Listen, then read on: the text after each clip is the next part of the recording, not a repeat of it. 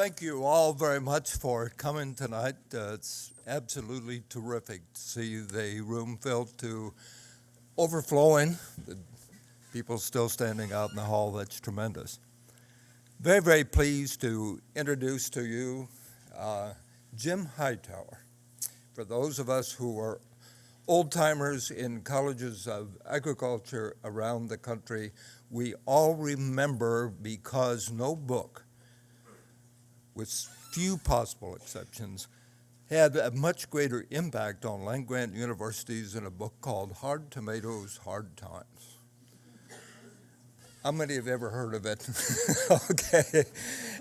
We were talking about it over dinner. There was a fascinating kind of exercise because with a couple of colleagues, Hard Tomatoes, Hard Times, saw all the research, the publication costs, ran to a grand total of $18,000. And yet, by having the good insight to call a press conference with the New York Times, the Washington Post, the Los Angeles Times, etc., to announce an $18,000 project, all of a sudden the whole country knew about Hard Tomatoes, Hard Times. So Jim Hightower has been around for a while, and I remember going out to pick him up because we invited him here in 1971 to address the first of what is now a mainstay of the university, the Graduate Institute of Cooperative Leadership. And we had 2 weeks of speakers, and I thought at that time, hey, they really ought to hear Hard Tomatoes, Hard Times, and the author of it. Jim Hightower, I'm sure many of you are acquainted with Jim because of his prolific writings and radio shows and his publication Lowdown. Molly Ivins, who happens to be a good friend, and they hang out quite a bit in Austin, Texas. Molly Ivins said, if Will Rogers and Mother Jones had a baby,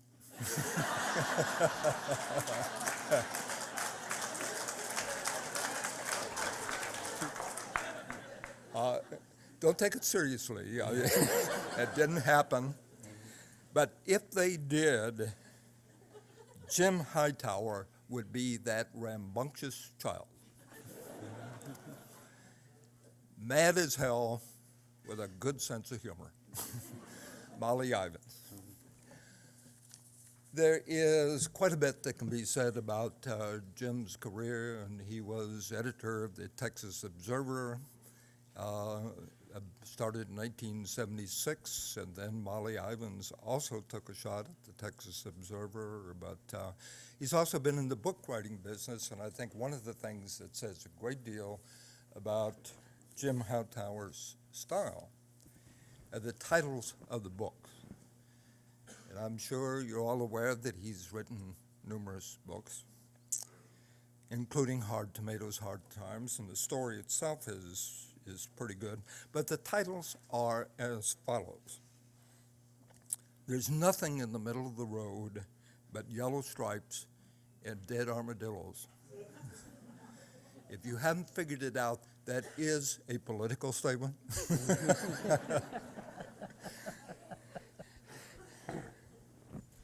If gods meant us to vote, they would have given us candidates. That's not a one-liner, that's a book title. Read the rest of the book. By the way, while I'm up here, let me call attention to the fact there are some of Jim's books here tonight, and Jim is available after this to sign either copies of Lowdown or whatever. And by the way, before we forget it, yesterday we weren't quite sure whether it would be okay to record Jim's remarks.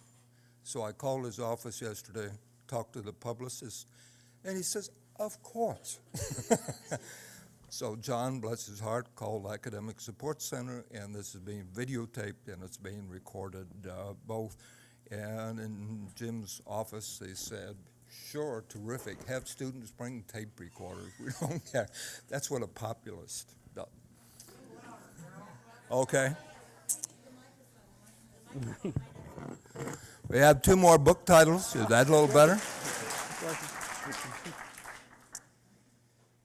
Thieves in High Places. They've stolen our country, and it's time to get it back.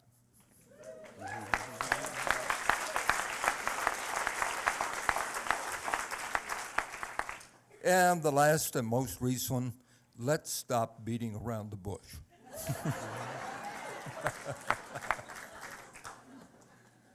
We are especially pleased because we talked about the possibility of getting Jim Hightower here sometime late this summer. And when I called his office and started the conversation, she said, well, when? Because Jim's out on the road quite a bit. And the thought occurred to me, why not after the election? So Jim is here tonight because it is after the election, and the title of tonight's presentation, Now What? Our focus on returning to a civil society. And with that, I'm very, very pleased to welcome Jim Hightower to Columbia, and I'm very anxious to hear what he has to say. Jim, thank you. Good job, Hal. Good job. Okay. Hello. Thank you. Thank you. Thank you.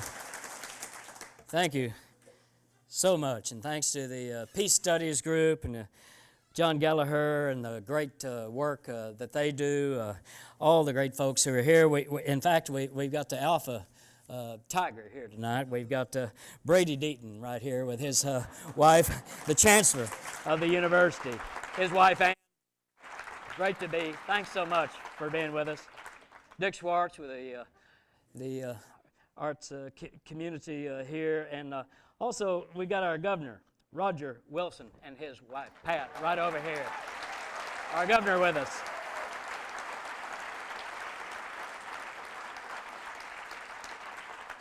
President Chair of the Democratic Party, right here.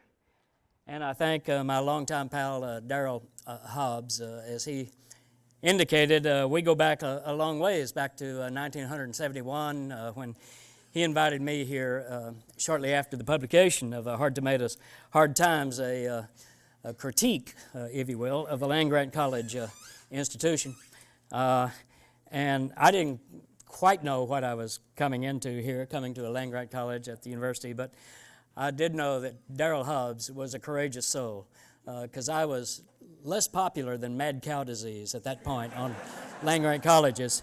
And Darrell brought me in here, and we had a terrific, and we've stayed in touch over the years, and the great work that he is doing is so important, and it just makes me absolutely happier than a hog in a new mud wallow to be right here in this great hall with you U of M students and faculty and staff, you free thinkers, you truth seekers, you angst-ridden Democrats and befuddled progressives. As we shuffle through the tarot cards and poke through the chicken entrails of last Tuesday's national election to try to figure out what happened and, as Darrell said, what now? So I thank you, first of all, for allowing a scrawny Texas populist like myself to come into this hallowed hall of erudition and enlightenment here at the university. The August Bush Hall with no beer. I don't quite understand this, but nonetheless, here we are. To be a part of your post-election ruminations, and I hope your post-election rejuvenation. I come out of last Tuesday's election with mixed emotions. You know, they say that mixed emotions is when you see your 16-year-old daughter coming home from the prom with a Gideon Bible under her arm.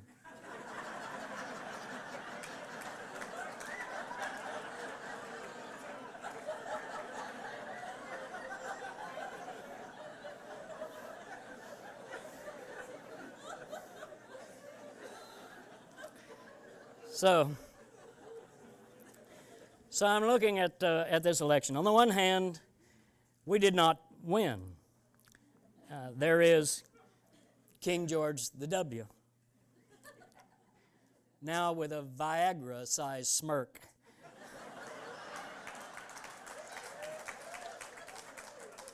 Saying, bring it on. Bring on Fallujah. Bring on the Iranians. Bring on Social Security. Bring on more tax cuts for the rich. Bring on the USA Patriot Act 2. Bring on 4 more years. I've been vindicated. I have a mandate. He and Dick Cheney are now drinking their own bathwater and thinking it's champagne.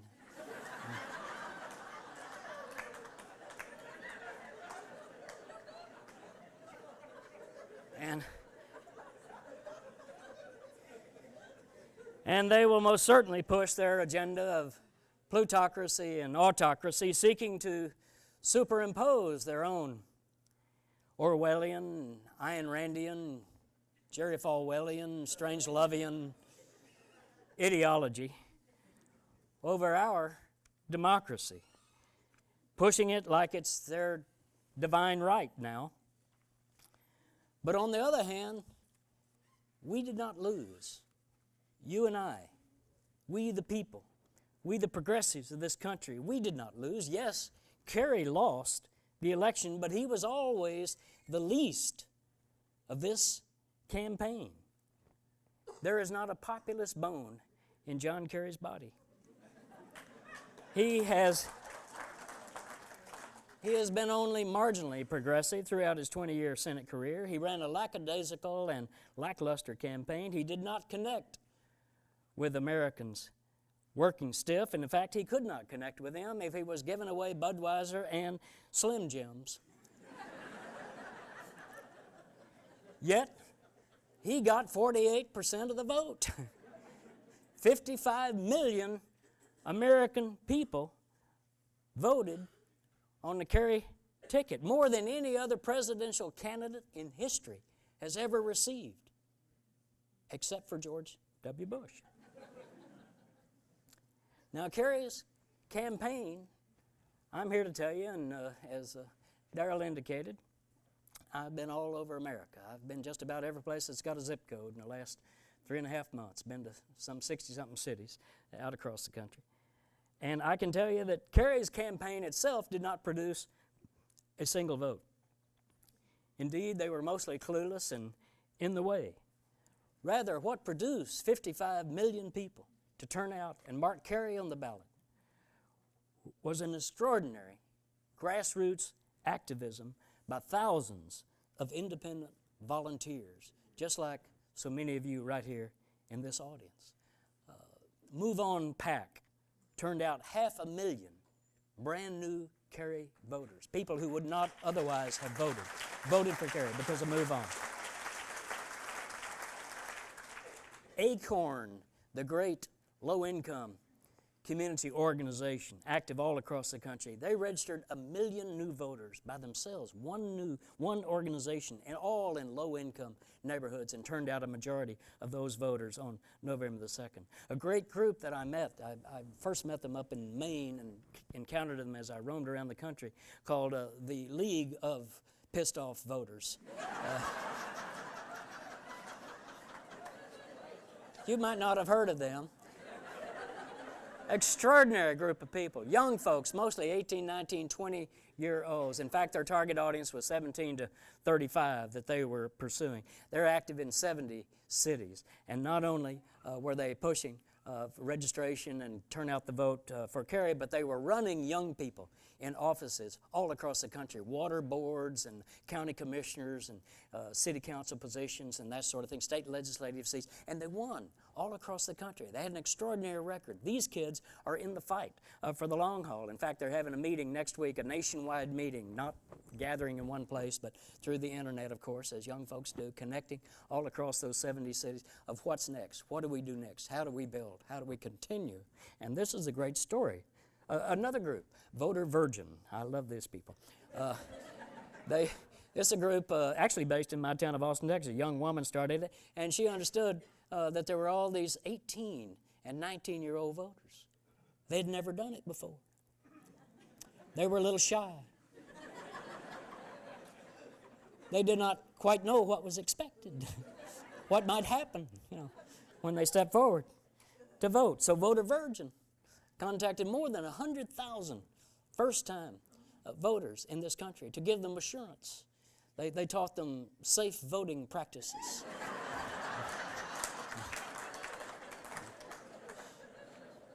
You might want to read something about the candidates, for example, that kind of thing. 100,000 new people that they're in touch with. The unions, SEIU, Unite, AFSCME, so many more of them, the great HERE, so many of them doing such extraordinary new work, completely independent, outside of the Kerry campaign, outside of the Democratic Party. The League of Conservation Voters, the League of Rural Voters, the grassroots in this country progressively are on fire with progressive action. That's not going to go away. This fire will not be dampened, even with 4 more years of Bush doing his damnedest. What we've learned this year are new skills, new organizing techniques, new money-raising techniques. We don't have to count on the big money people anymore. New talent, new numbers, new energy, and young people, as I mentioned before. 52% turnout of eligible young people in America. 52% voted this time. That's 25% above what voted in the year 2000 in the Gore-Bush election.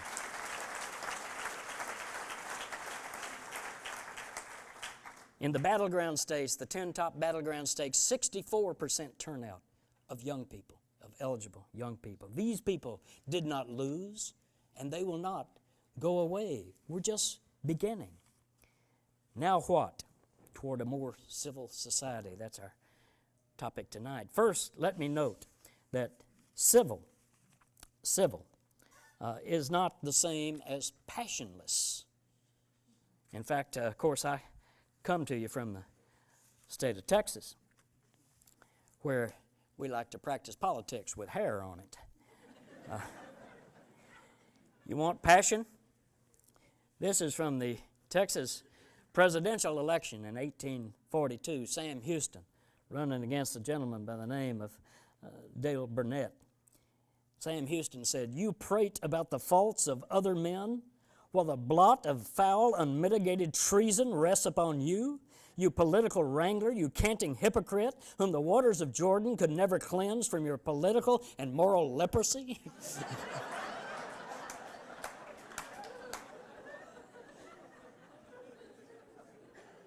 Don't you wish Kerry had said that to Bush?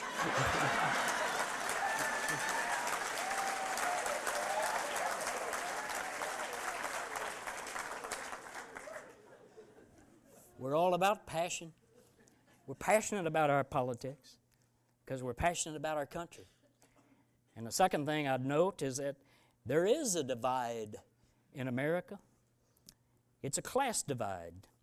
It's extremely real, and it's turning into a class chasm. This is strong, progressive turf, rooted in our country's finest, most progressive values. We hear now, after the election, about the morality vote, credited with George Bush's victory. 4 million new evangelicals turned out, they say, mostly working class people. Working class people who voted for the most plutocratic, anti-populist White House since William McKinley, since the robber barons, voted against their own economic self-interest. Are they dumber than a load of turnips? Well, I suggest to you that they are not. In my many political travels over the year, I find that Americans tend to be politically complex, conflicted, often schizophrenic. And that's not all bad. I find myself somewhat bad. I could have talked to my old daddy at 1331 West Hall Street in Denison, Texas, and knocked on his door as a poster and said, "Are you a liberal or conservative?" And he said, "Well, I'm certainly a conservative."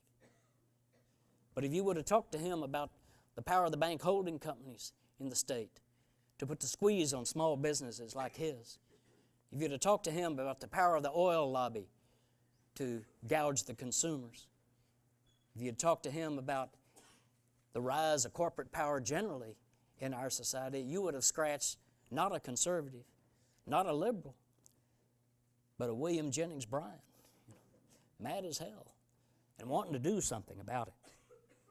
And that's what I find among even these people who voted for Bush, a number of these working class evangelicals this time. In this case, Bush and his little buddy Karl Rove deliberately and cynically tapped into the cultural side of their evangelical morality, anti-gay, anti-choice. But, you know, going to church, even going to Pat Robertson church, doesn't mean you're totally nuts. There's another side to their morality, and that's the side of fairness, justice, egalitarianism. That side is spiritual as well, and in fact it is far more biblical than the cultural morality that was pushed by Bush and Karl Rove. If you had gone to that little Waples Methodist church in Denison, Texas, as I did years ago, you would have recalled that many a sermon began with Jesus' words in Matthew 19:24, "It is easier for the camel to go through the eye of a needle than for a rich man to enter the kingdom of God." I recall that the greatest sin of them all, the root of all evil, according to Jesus, is the love of money. I recall that the vivid and passionate retelling, not just by preachers, but by Sunday school teachers as well, of the time that Jesus threw the money changers out of the temple for charging far less interest than we're now charged on our Visas and MasterCards, by the way.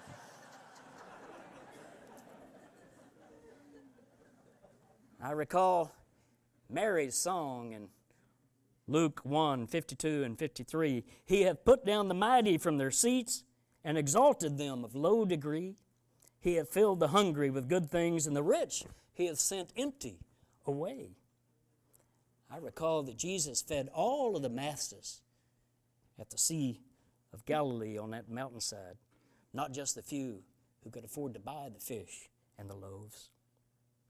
I recall the hellacious fate of Dives, the rich man, who would not give even the crumbs from his table to the beggar Lazarus. And I recall that Jesus flatly said, "You cannot serve both God and mammon." In fact, in the good book, Jesus talks about economic justice more than any other subject in the Bible. And the apostles make it clear that the most important ethical and religious test in the Judeo-Christian experience is how we treat the less wealthy, the least important among us. This is the radical Jesus, the radical church. But where was Kerry? Where was Kerry? He failed to tap into this class divide, this trove of democratic egalitarianism values, as previous Democratic presidential aspirants have. Franklin Delano Roosevelt, Harry S. Truman from right here in Missouri, JFK, LBJ. They all tapped into the moral authority, the spiritual values of our country to talk about the issues. Yet Kerry went missing on all of those issues. The corporate scandals of the Enroners and WorldComers didn't talk about them. Poverty, hunger, and homelessness in our society expanding like never before. He didn't mention it. The mugging of America's family farmers and rural towns, no discussion about it. Corporate welfare, the globalization scams, what I call globaloney, taking place in our society. Environment is a class issue. You notice? The toxic waste dumps are on our side of town, not on their side of town. It's a class issue. He was in Florida. He would not support the minimum wage increase of $1 in the state of Florida. which passed. The people of Florida passed a $1 increase in the minimum wage, but John Kerry would not embrace it. The class side of Bush's war in Iraq. It's about classism. Notice that Bush's daughters, they were at the Republican convention saying, we want to help Daddy's campaign. We need something to do this summer. Well, help Daddy's war. Where were they?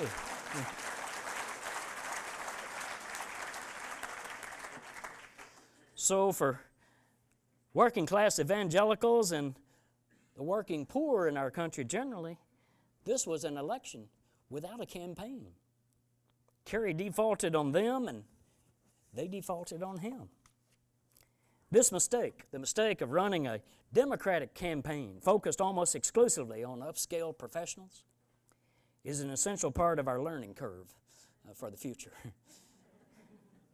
My old friend Fred Harris ran for president in 1976. Some of y'all remember Fred? Yeah, great U.S. Senator, former chair of the Democratic Party, great fighting populist, Fred Harris, a little ahead of his time. I was Fred Harris's campaign manager. I made Fred what he is today, a professor in Albuquerque, New Mexico. Nonetheless, Fred, what a great guy. He said you can't have a mass movement without the masses. Hello. Making some sense there. We're close to that. We're close to having the masses. But we've got to put our strongest populist foot forward. In my book, just before my current book, Thieves in High Places, I've got a section called Even the Smallest Dog Can Lift Its Leg on the Tallest Building.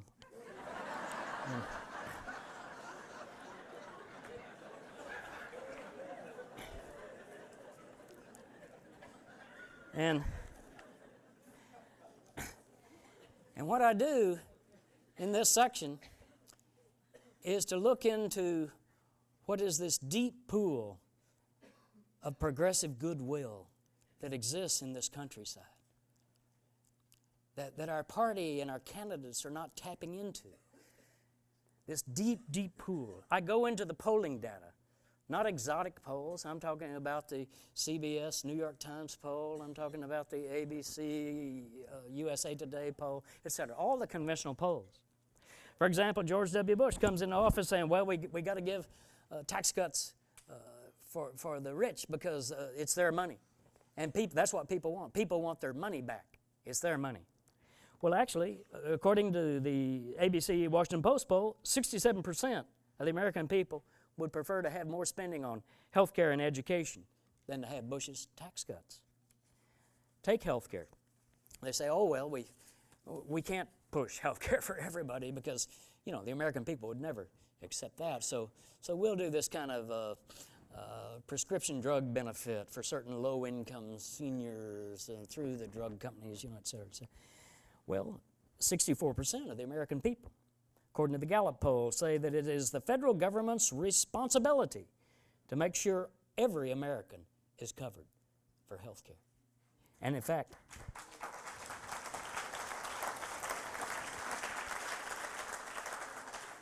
Washington Post Kaiser Family Foundation poll says more than half of American people say the government should create a plan to cover everyone in America, even if it means a tax increase for them. Public education, Bush says, we've got to have vouchers. That's what people have given up on the public education system. They don't give a damn about their public schools. 71% of the American people say educational improvement should focus on reforming the existing public schools rather than finding the alternative of private systems. In fact, 70% would pay more taxes if the money went to education, and 84% of the American people say they would pay more taxes if the money went specifically to raise teachers' salary, reduce class size, fix rundown schools, and put more computers in classrooms. 84% of the American people. Environmental issues. Bush is about to launch the most regressive environmental program we've ever seen since we launched the environmental programs in our history.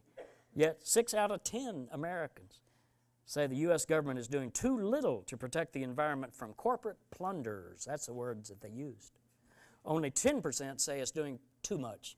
Apparently that's the 10% that Bush is appealing to in this election. Well, there's another thing I talk about in here, and it's kind of instructive. It's somebody I had not known. Some of you will. John Rawls, a philosopher, a very important philosopher, a contemporary almost of ours. He died last year at 82 years of age. He's a dead man I wish I had met. Political philosopher, some rank right up there with Locke and Mill and Kant and the rest of them. And John Rawls' contribution was essentially something called the veil of ignorance. What he did was take groups of people, just ordinary folks, and bring them together and ask them to construct a hypothetical society that they would like to live in. What would that look like? If they were a self-interested, rational people, what principles of behavior in a society would they try to construct in their own self-interest? And then he threw in a little ringer. He said, the veil of ignorance. You don't know who you are in this society. You have to create a society in which you don't know who your parents are. You don't know if you are rich or poor, whether you've got a disability, what your religion is, what your race is, whether you live in a slum or a penthouse. And the result is, again and again, consistently, as a result of the veil of ignorance, self-interested, rational people go for the deepest and broadest egalitarianism that is possible to protect themselves. That's what exists in our country. That's our potential. That's that great pool of support out there. But we have to appeal to that. What to do? Keep pushing and lead with our morality, not theirs. I'm talking about the morality of the founders, the fully embracing America's most fundamental values. What are those? Economic fairness, social justice, equal opportunity for all people. That's what we stand for. It's nothing more complicated than that. That's what all of our fights come down to. Labor fights, farmer fights, environmental fights, etc., women's fights, race fights. Economic fairness, social justice, equal opportunity for all people. Benjamin Franklin wrote about this at the founding. He said, America's destiny is not power, it's light. Light. And the light he was talking about was fairness, justice, opportunity. Sadly, today we've got too few people in power, Democrat, Republican, Washington, Wall Street, even talking about these principles of fairness, justice, opportunity, much less attempting to implement any of them. Of course, I think our problem is we got too many 5-watt bulbs sitting in 100-watt sockets, if you know what I mean.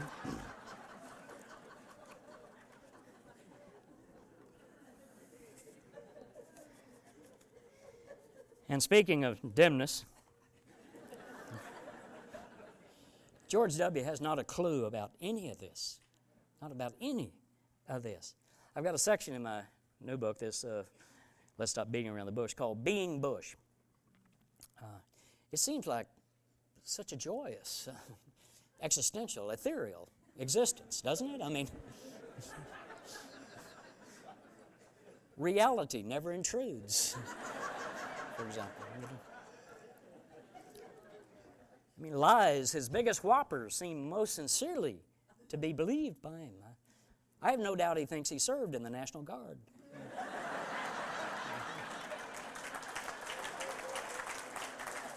Well,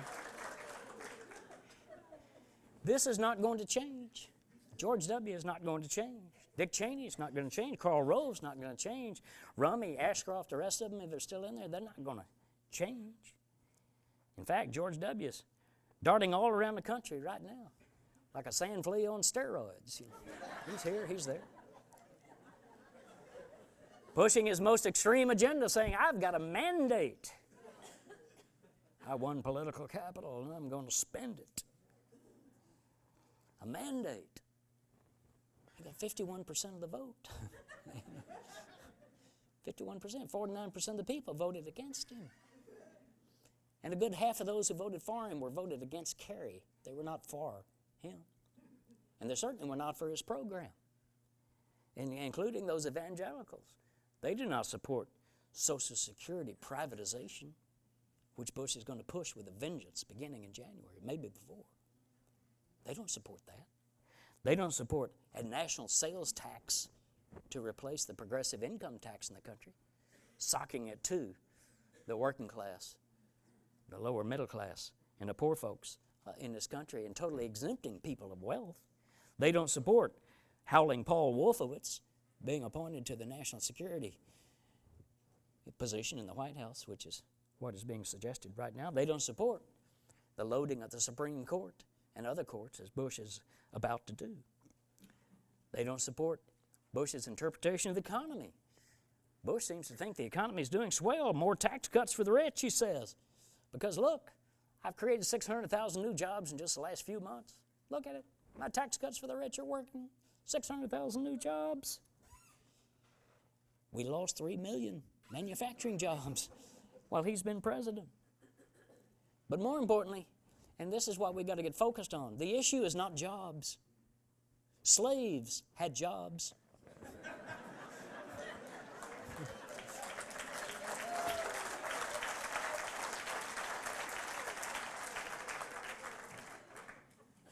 The issue is wages, income, middle class possibilities. They're destroying the middle class opportunity in our country. Average wages today, in terms of real buying power, lower than when Richard Nixon was president of the United States. Bush's new jobs pay on average $9,000 a year less than the jobs he lost. That's the difference between the middle class and a poverty economy. These aren't jobs, they're Walmart jobettes.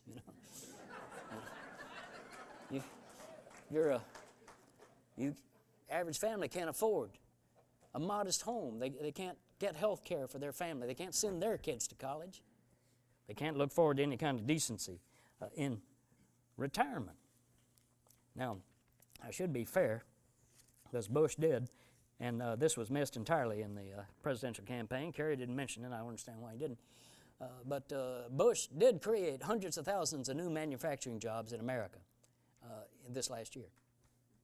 You might have missed this story.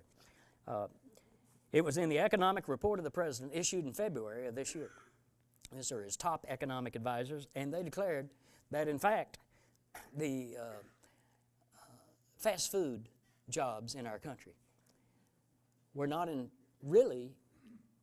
seriously, were not service industry jobs. Those are manufacturing jobs.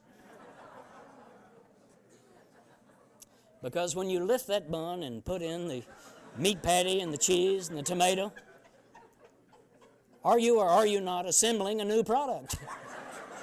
Of course you are. Just as surely as you made a car.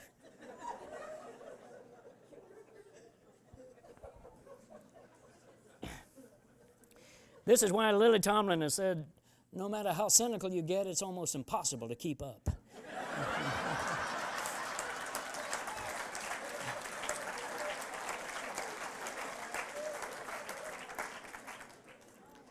Well, again, don't you wish John Kerry had been saying some of these things? Well, but Bush is now reprising his old compassionate conservative shtick.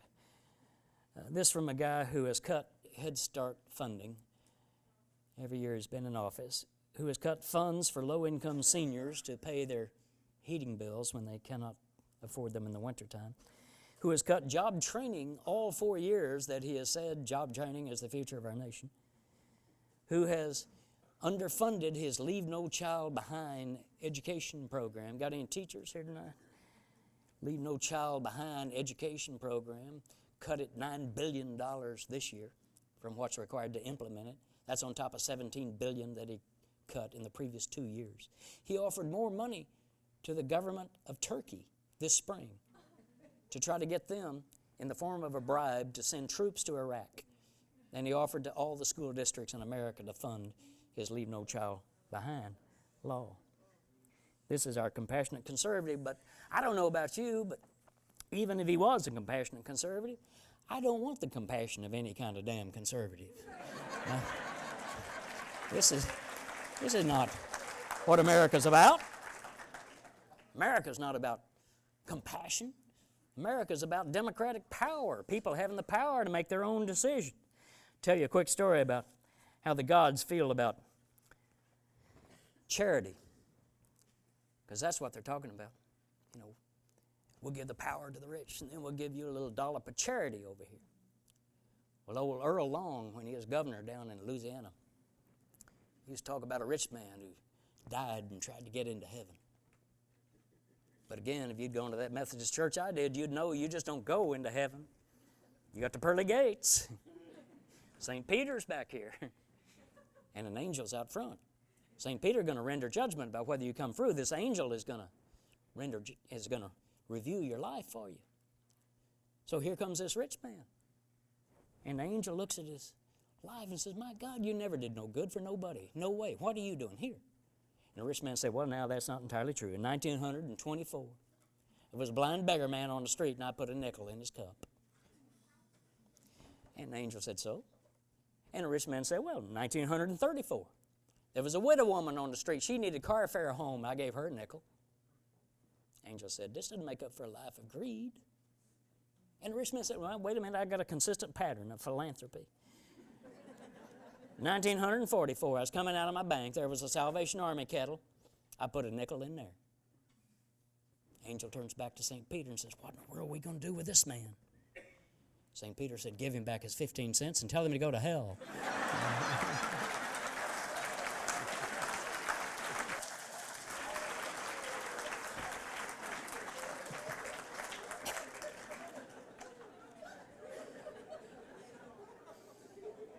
It's not charity that we're after.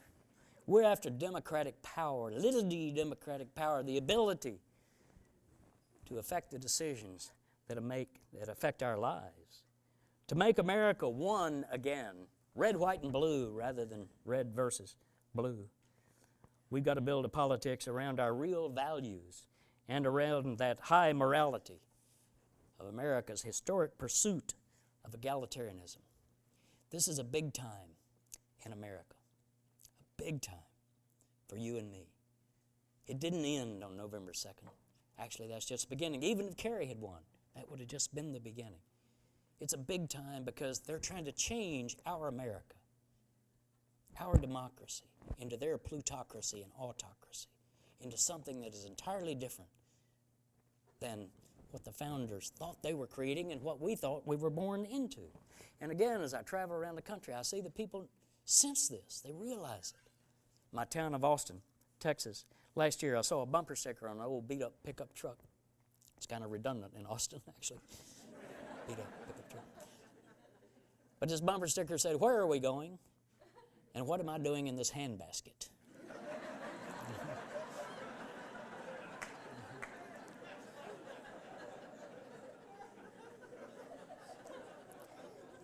People know, including those evangelicals. And indeed, they told the posters that America's headed in the wrong direction. We know. Something's changed. It's not the America we thought we grew up in. I think we're in one of those when the course of human events moments that Thomas Jefferson wrote about 225 odd years ago. Sam Adams, the man, not the beer. Sam Adams said, the founder of Liberty, the Sons of Liberty, the organizer of the Boston Tea Party, Sam Adams said, if ever a time should come when vain and aspiring men shall possess the highest seats of government, our country will stand in need of its experienced patriots to prevent its ruin. I think that's where we are. That's you and me. That's this time. We've got to stand up. My pal, longtime cohort, Susan DeMarco, right after the election said, well, we've got every reason to retreat, but we have no right to retreat. Too many democracy fighters before you and me fought, bled, died to make it possible for us even to be in this hall here tonight. Not only the founders, they're almost the least of it, but the abolitionists and the suffragists and the populists and the labor movement, the civil rights movement, the women's movement, the environmental movement, on down the line. And too many people this year fought, organized, strategized, and are on the move. So because of them, I'm able to come to you even in the face of last Tuesday's defeat. As that rarest of birds, a progressive optimist in this age of bourgeois. We lost the election, but building, expanding, reaching out, and winning is what's happening out in the countryside. And aside from the election itself, electoral politics, I see people not waiting on a minimum wage of $1 an hour that the Congress might pass sometimes in some misty, distant hypothesis of the future in Congress, which would mean $12,000 a year gross for full-time work. A minimum wage increase. People are passing living wage increases. $7.50, $9.50, $11.50 an hour with health care benefits. More than 80 cities in America have already passed this. It doesn't get reported in the media, but it's happening. Ordinary people just like you are standing up and making this happen. I see people taking on the Beast of Bentonville, Walmart,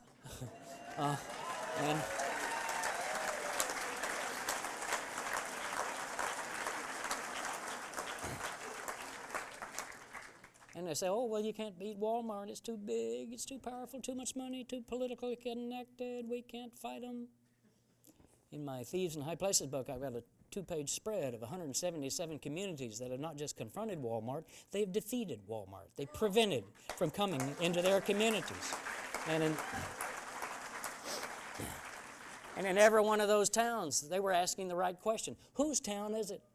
Does it belong to us or a handful of billionaires down here in Bentonville? Who the hell elected them to drive out our independent businesses, to lower our wage levels, to change the uniqueness of our towns? Issue after issue, public financing of election. Why do we let the big corporate money control our process? You don't have to. Maine, Massachusetts, Vermont, Arizona have already passed public financing of all of their state elections. The state of Maine has, and I don't have the new numbers, it's even bigger than this. They've now had 3 cycles, but as a result of 2 cycles of public financing, more women elected than ever before, more incumbents defeated than ever before, a higher turnout than ever before, and 1/2 of their House of Representatives, 2/3 of their state Senate elected without taking a dime in corporate money. This is a huge change in politics.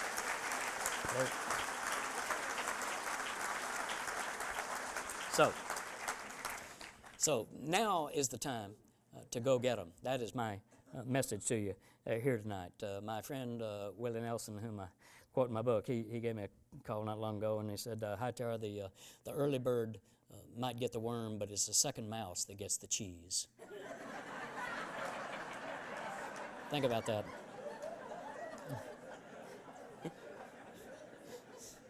So we've just begun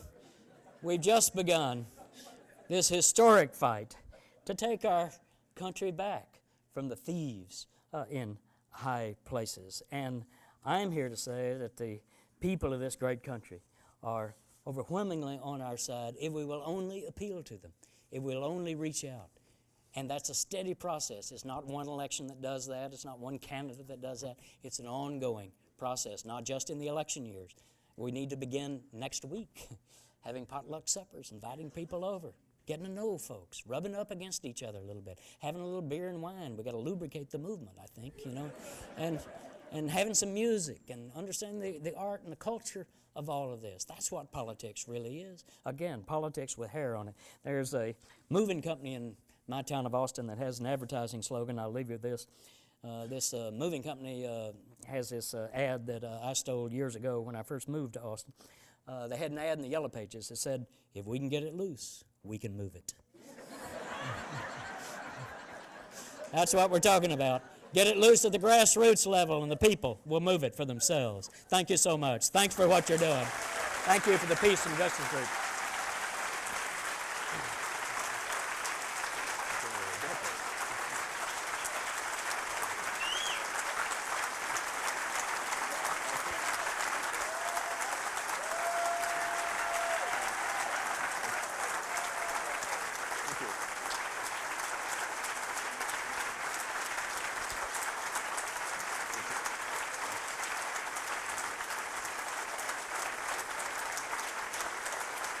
Want me to just take it? Thank you. Thank you, thank you. Yeah, take some questions? Yeah. So if we'll take a few questions here, and then we'll take about maybe 10 or 15 minutes worth, and then I'll do the electric book signing out back here. Holler it out, and I will repeat the question for the TVs.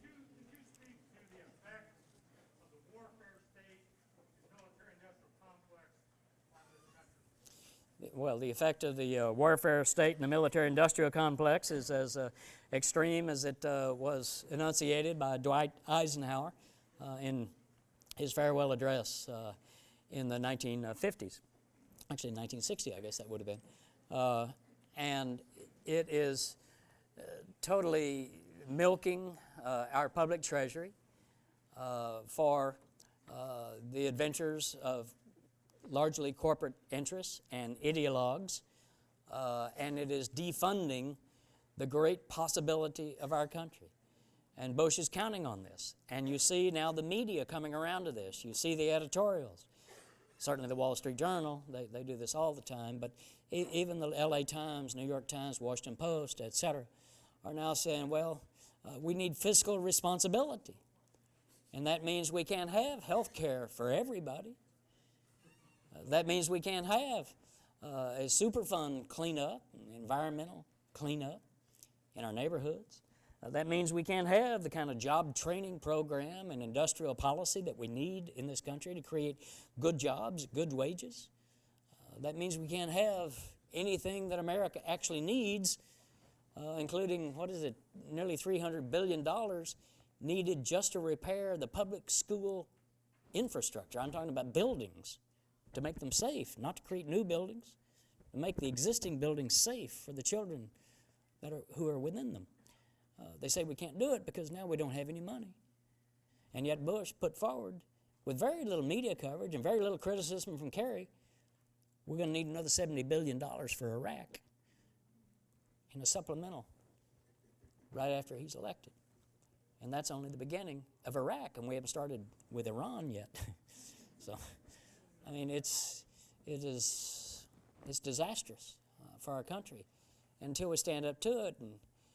And Kerry got attacked for it because he had voted against some military weapon systems in the early 1990s, weapon systems that it turns out Dick Cheney had also opposed, but nonetheless, he was looking at facts.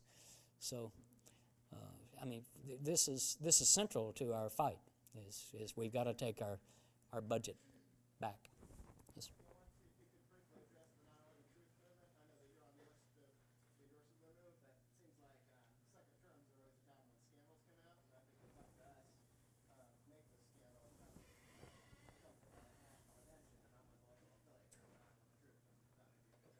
We can talk to this fellow about that. This is about the 9/11 investigation and the fact that while it uncovered many interesting things, there are many more interesting things to be uncovered. And so you can talk to him about that. What do you see as the future of agriculture in the United States? Future of agriculture in the United States of America is severely endangered. And what a great crime. You know, they say the family farmer, oh, the poor old family farmer, he's just drifting off into irrelevance and bullshit. The family farmer has been mugged. He's not drifting off. The family farm is the most efficient, productive unit of economic activity that we have in the United States or practically anywhere in the world. We're blessed with skilled farmers. We're blessed with climate. We're blessed with extraordinary soil. We have the capacity to not only feed ourselves but people around the world. Yet we have what's called an oligopoly in the middle that squeezes the many farmers through this funnel and pays them a low price beneath the cost of production. At the same time, it charges consumers a high price and is devastating to the farmers and resulting in economic illogic. We're about China.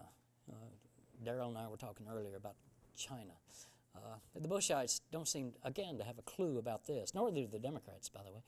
China is damn near close to overwhelming us and the rest of the world. All this preemptive strike stuff that Bush is talking about, China can do too. And they're about to have the power to do it. China has the overwhelming economic ability. We brought China into the World Trade Organization. And they sold, I'll give you an example. We sold the West Coast fruit and vegetable farmers in Northern California, Oregon, and Washington State on this. Boy, we'll open up that huge China population to your production. We'll ship your stuff to China. And they agreed to it. And so their representatives voted to bring China into the World Trade Organization. Bringing them into the World Trade Organization means we open up our entire market to China for anything that they produce. China, at the time we passed it, produces 7 times more fruits and vegetables than the United States does. They're going to overwhelm us. They're going to drive all of those people out of business. It's done by the ignorance and arrogance and greed of those political people who are taking money from the interests that want to bring those products into our country. So farmers are being devastated, not because they can't compete, but because of the ignorance and arrogance and greed of middleman interests and the politicians and lobbyists in Washington, D.C. So just farmers have got to be a part of our political coalition that takes America back. There's huge support in this country for the family farmer. Just regular folks want to support the family farm. And so that's a coalition we've got to forge. But the farmers have got to understand their friend is not the Farm Bureau. Their friend is not the chemical lobby. Their friend's not the Republican Party. I'm concerned about the media. Right. What can we do to get greater honesty in the media? What can we do about the media? What can we do to get greater honesty in the media? We must, of course, fight with the FCC and et cetera. That's going to be a backguard action over the next several years, but we certainly must make those fights, and we have had some success. When the FCC, Michael Powell, tried to ram through this thing that would allow essentially 2 companies to own all the media in America, you could have Disney or Fox, the mouse or the rat, whichever choice you wanted. People responded, driven by community radio, Common Cause, great grassroots organizations. They fought back. We poured in just the biggest number of complaints ever to a federal agency ruling. And the result was not that the FCC backed away, but the Congress last August voted 400 to 20 against the FCC and against the media monopolies to stand with us. Now, that didn't mean we won the fight, but it stalled the fight for a while. So we got to continue to make that fight. But more importantly, or as importantly, we've got to remember we have a lot of assets of our own. And I've written about this in my Hightower Lowdown newsletter, and I recommend that that's your sole source of information for the future, that you subscribe to that, and you'll be covered.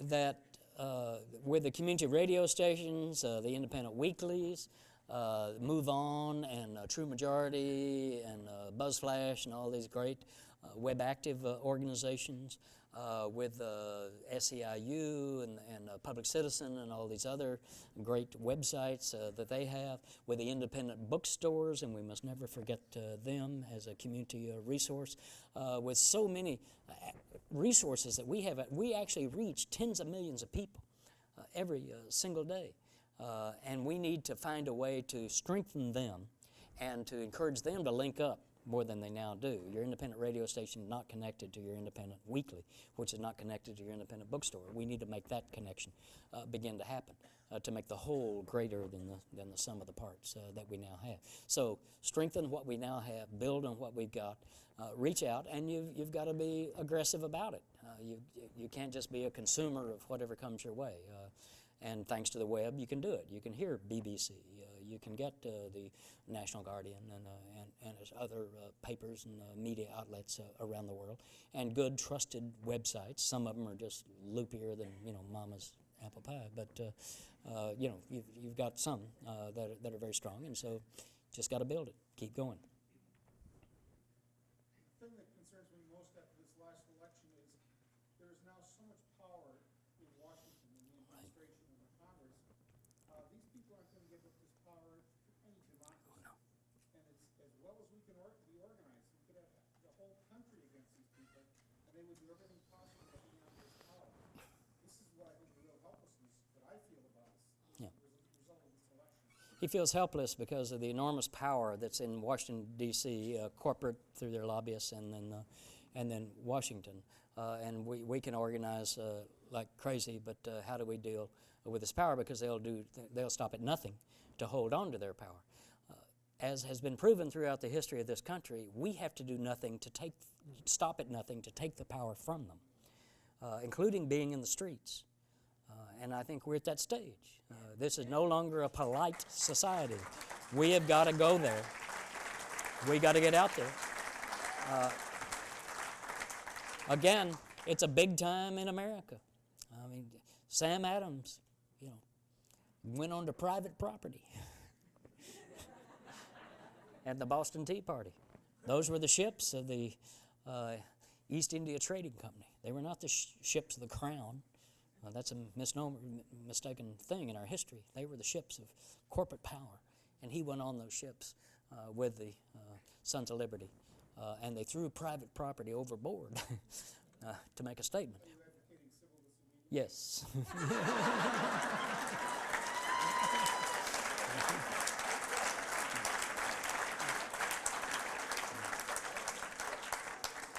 It's the only thing that's ever changed anything in America.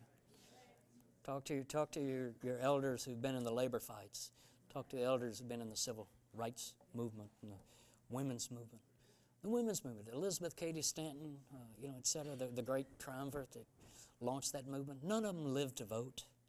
None of them ever voted. But they launched a movement. And they were in the streets. And they were ridiculed, and they were pelted, and they were, you know, harassed and worse. But they stood firm, and they got there, you know. And that's where we are. Are we less than they are? That's a question we've got to ask ourselves.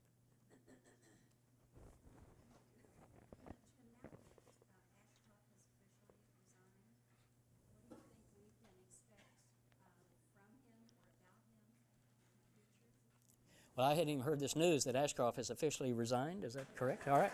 Well.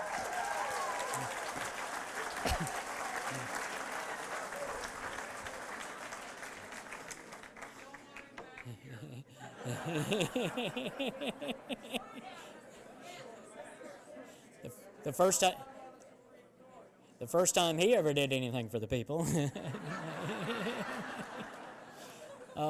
What can we expect of him? I hope a very quiet disappearance into history.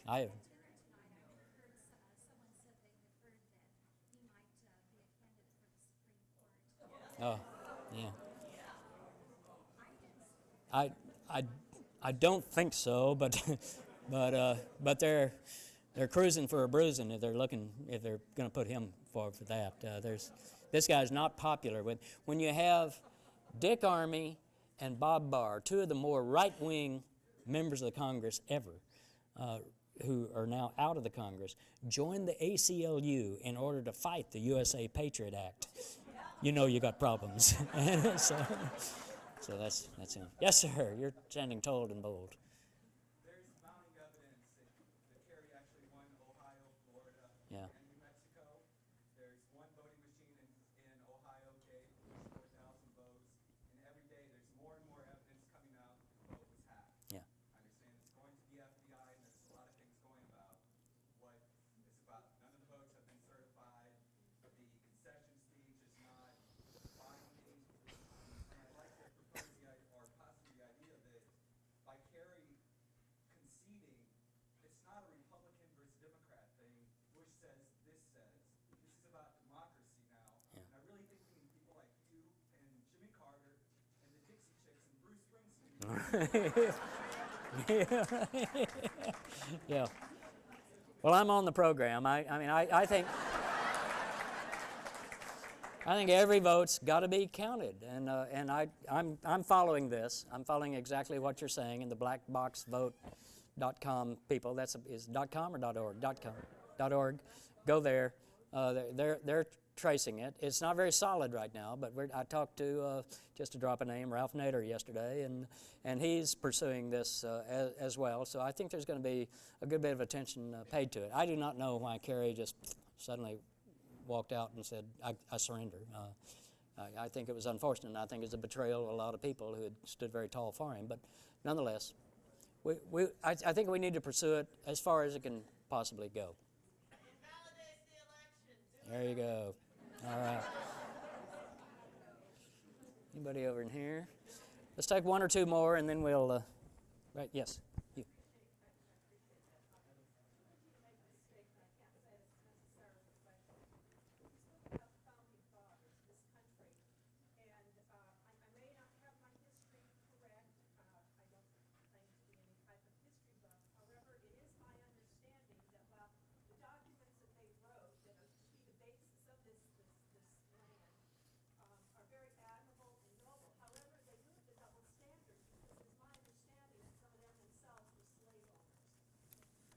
Yes.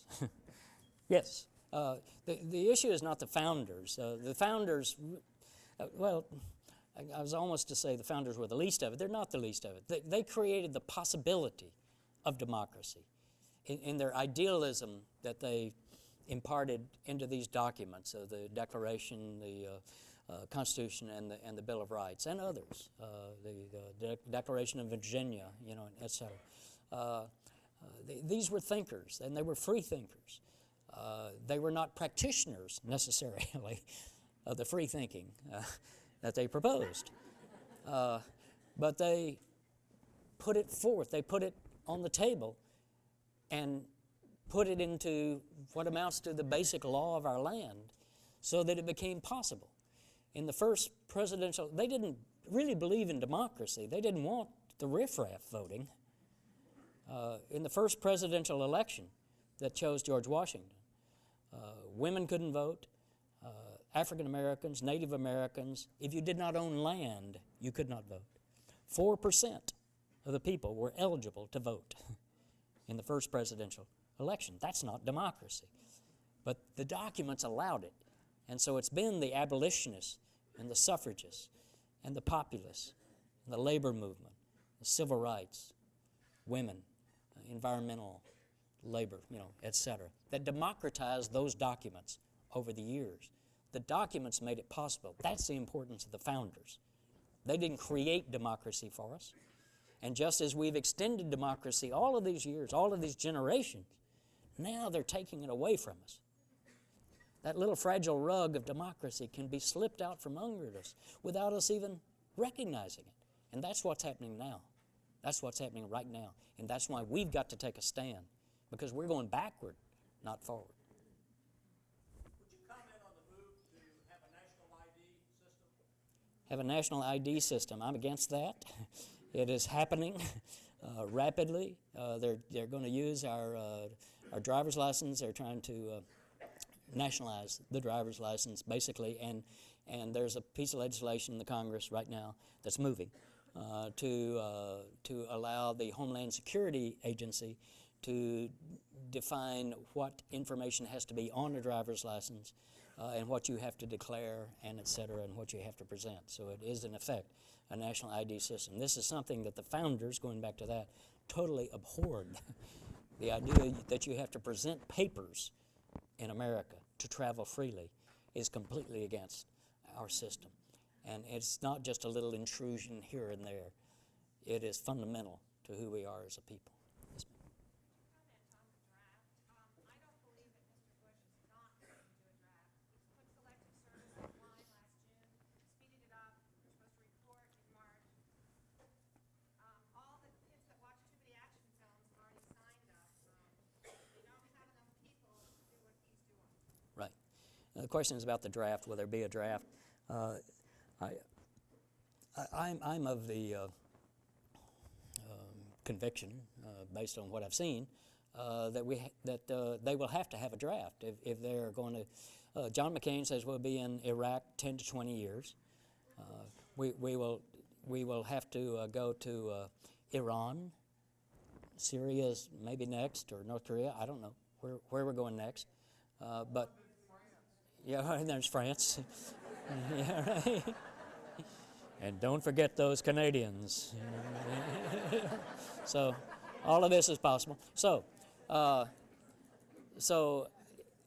they say they're absolutely not going to do it, the more they say that, the more you're convinced probably they are going to do it. They've got to find somewhere to get these troops. They're not going to get enough volunteers. They can't just keep conscripting people who have already served their term in the reserves and National Guard and et cetera, as they've been doing. That's what they've been doing to fill in. So here we go. It will rip the country apart if they do it, but this is among the many little internal conflicts that they have built for themselves that's going to come to a head. Now, having said that, we have, as progressives, got to think, what kind of a system are we going to have so that it's not just poor people going to go fight the wars? I mean, if Bush, his daughters, if Cheney's daughter and grandchildren, et cetera, if Halliburton's kids, if they had to go to the war, we would not be in Iraq. We would not be there. And so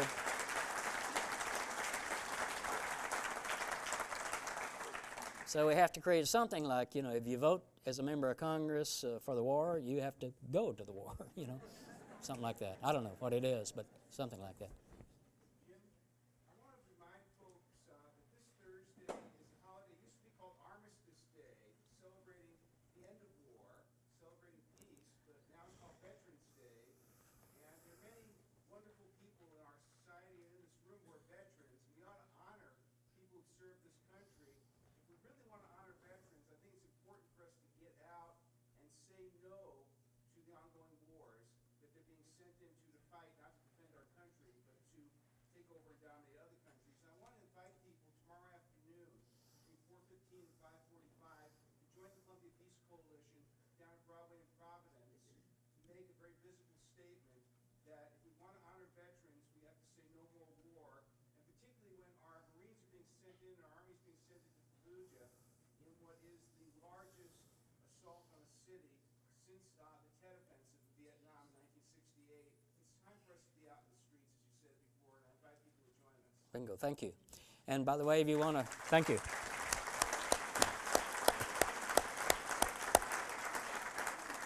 And if you want to honor veterans, let's get them health care when they come home, as opposed to what they're now doing.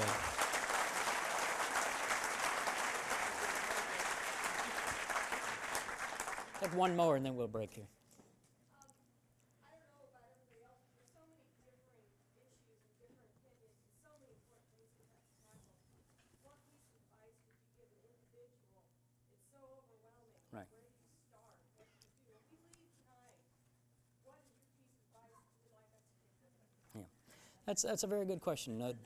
And my answer is really quite simple. It's do what you can where you can.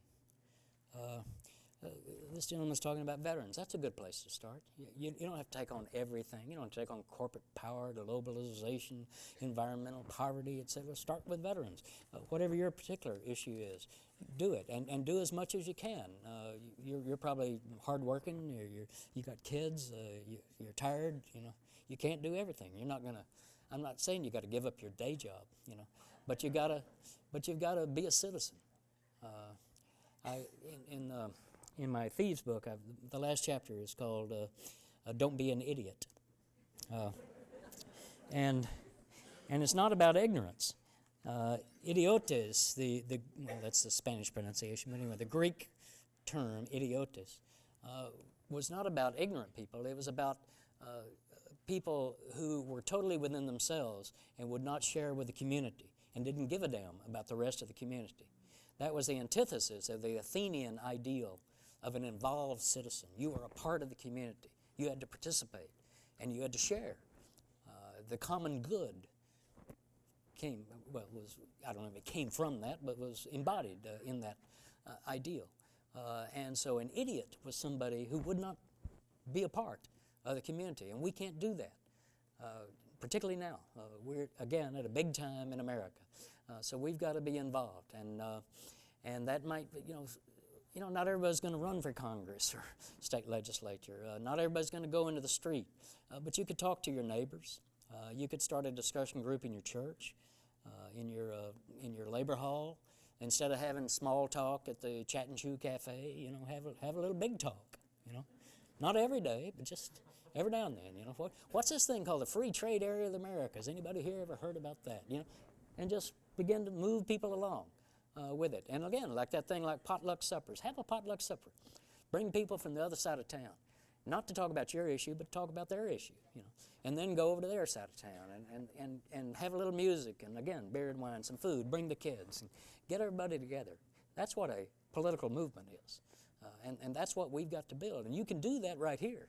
You don't have to wait for anybody. You don't have to need the National Democratic Party to create it for you. They will not do it. So you've got to do it yourself. I mean, we had a National Democratic Party. This is what it would be doing. But we've got to do it ourselves because they're stealing our country. They're stealing our country. And that's big. It doesn't get much bigger than that. They're stealing our middle class possibility. They're stealing the big idea of America, the idea of egalitarianism. They're stealing our Bill of Rights. They're stealing everything from us. And we can't just roll over. Like I say, other people didn't roll over. They fought back. And that's what we have to do here. And that's why I'm so proud of what's represented in this room and the fights that you good folks are making. I thank you for being here tonight. Thanks for what you're doing. Proud to be with you. Thank you, Darrell Hobbs.